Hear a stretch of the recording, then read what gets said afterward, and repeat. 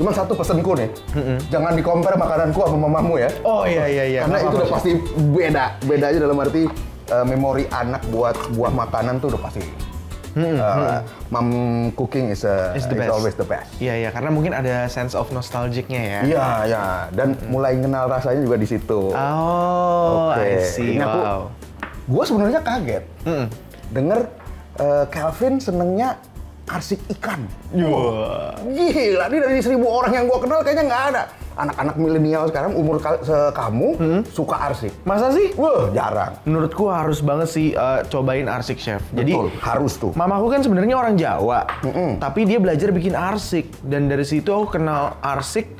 Akhirnya menjadi suka banget gitu ya, karena rasanya tuh sangat rich gitu, kayak Indonesia banget gitu. Ada spicy-nya, terus ada scent bumbu-bumbunya gitu, dan apalagi kalau misalnya ikan masnya ada telurnya gitu. Wah, itu paling mantep emang. Dan sebenarnya yang paling lebih enak lagi ikan masnya dari yang Danau Toba. Wah, itu lebih dahsyat. Beda lagi. Ya? Beda karena beda tempat hidup ya. Jadi beda.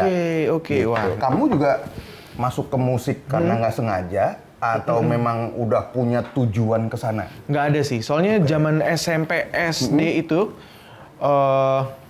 aku sambil blender ya. Boleh banget.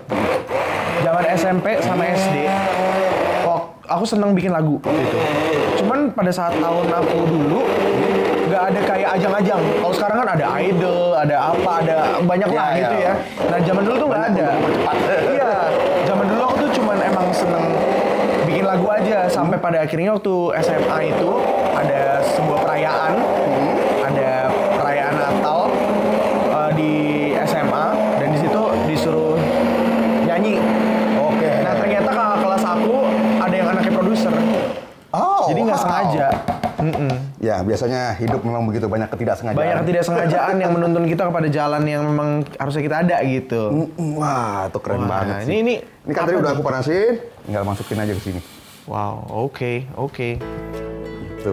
Nah, yes.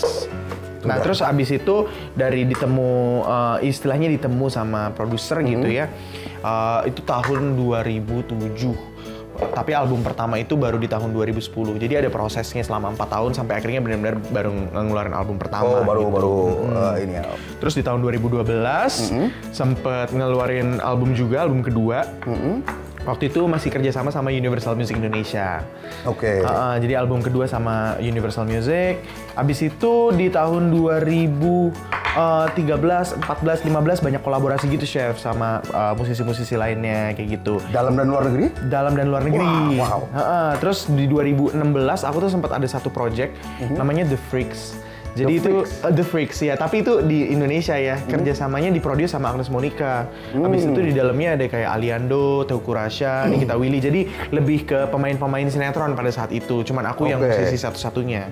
Nah, baru di 2018 ngeluarin album ketiga dan akhirnya di 2019 main film pertama gitu. Itu short timeline-nya CJ in a brief kayak gitu. Jadi dari musik sampai mulai syuting tuh kurang lebih 5 tahunan ya? Malah lebih ya? Lebih 8 tahunan ya.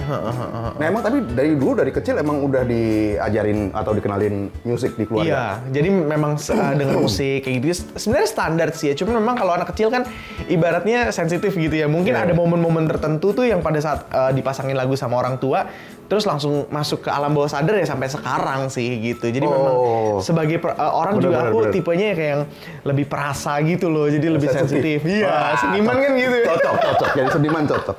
Gue dulu soalnya juga gitu nih, cerita sedikit. Keluarga gue semuanya pemusik. Tapi kok gue nggak bisa nyanyi, nggak bisa ngapa-ngapain ya? Tapi akhirnya jadi masak aja lah udah. Karena ternyata kalau misalnya lagi acara musik butuh yang makan kan. Nah, berarti siapa lagi lah masak. Cocok.